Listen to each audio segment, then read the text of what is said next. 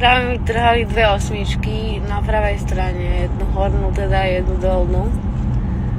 A vedela som, že budem mať smiešnú hubu a že nebudem vedieť rozprávať s dvomi stranami a nejde sa mi usmievať, ale že nebudem vedieť klipkať očami. Že reálne proste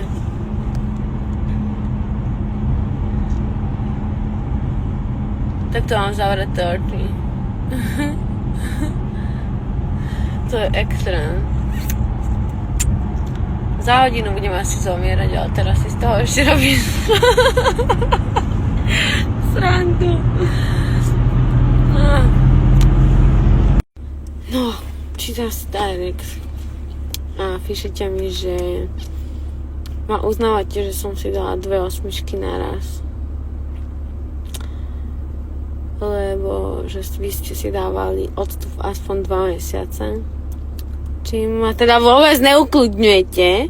A mohli by ste mi radšej napísať, že to zvládnem ľavou zadnou, lebo už som v tom.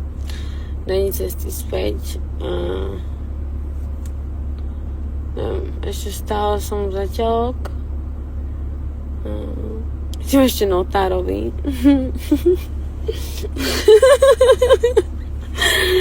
Tak snáď nepovie nič vtipné, lebo keď sa musím smiať, tak vyzerám fakt hrozne.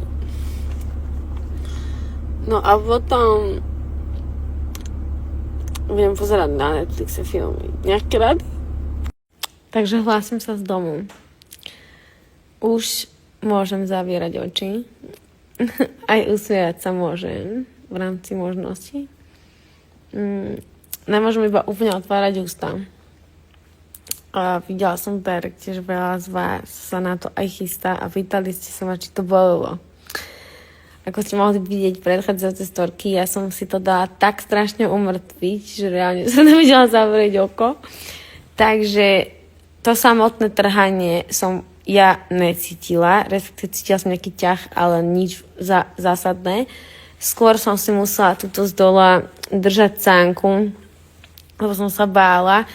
Jak mi chirurgicky dávali von tú dolnú, mi ju museli vysekávať z kosti, ešte mala nejaké pokryžené korene, či čo. Tak som sa ako keby bála, že keďže mám problém so sánkou, že sa mi proste